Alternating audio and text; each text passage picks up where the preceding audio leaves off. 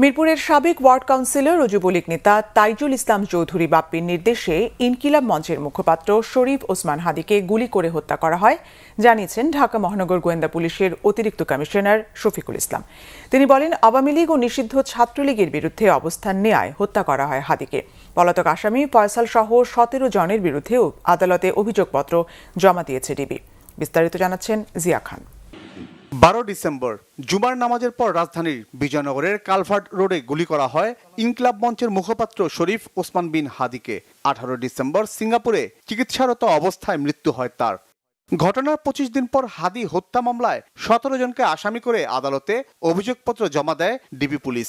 আসামিদের মধ্যে সন্দেহভাজন মূল ঘাতক ফয়সাল করিম মাসুদ ওরফে দাউদ খান সহ পলাতক রয়েছে 5 জন।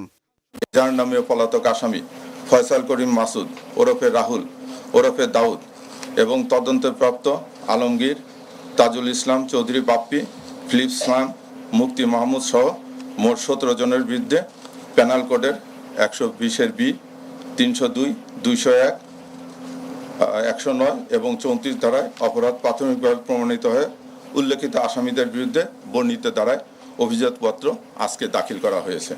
রাজনৈতিক প্রতিহিংসার কারণে হত্যা করা হয় হাদিকে দাবি করে গোয়েন্দারা বলেন, নির্দেশদাতা হিসেবে পেয়েছেন যুবলীগ নেতা তাইজুল ইসলাম বাপ্পির নাম। বিভিন্ন সময়ে কার্যক্রম নিষিদ্ধ আওয়ামী লীগ ও নিষিদ্ধ ঘোষিত ছাত্রলীগ সংগঠনের বিগত দিনের কার্যকলাপ সম্পর্কে তিনি সভা সমাবেশ, ইলেকট্রনিক ও সোশ্যাল মিডিয়ায় বিভিন্ন রকম সমালোচনামূলক জোরালো বক্তব্য প্রদান করেন। তার এই বক্তব্যে নিষিদ্ধ ঘোষিত ছাত্রলীগে তার সংগঠনের নেতাকর্মীরা ক্ষুব্ধ হয়। আপনারা জানেন, ভিকটিমকে গুলি করা যার নাম পলাতক আসামি ফয়সাল করিম মাসুদ ওরফে রাহুল ওরফে দাউদ নিষিদ্ধ ঘোষিত ছাত্রলীগের রাজনীতির সাথে জড়িত ছিলেন।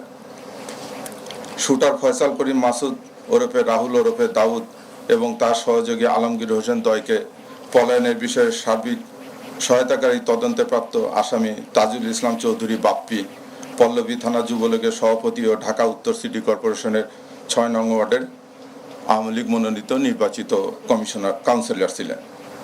কাজে আসামিদের রাজনৈতিক পরিচয়, ভিকটিমের পূর্ববর্তী বিভিন্ন রাজনৈতিক বক্তব্য থেকে তদন্তে প্রকাশ পায় যে রাজনৈতিক প্রতিহিংসার কারণে শরীফ ওসমান হাদি ওরফে ওসমান গনিকে গুলি করে হত্যা করা হয়। তবে মূল সন্দেহভাজন ফয়সাল ও তার সহযোগী আলমগীরের অবস্থান শনাক্তে কাজ করছেন গোয়েন্দারা। জিয়া খান, বাংলা ভিশন, ঢাকা।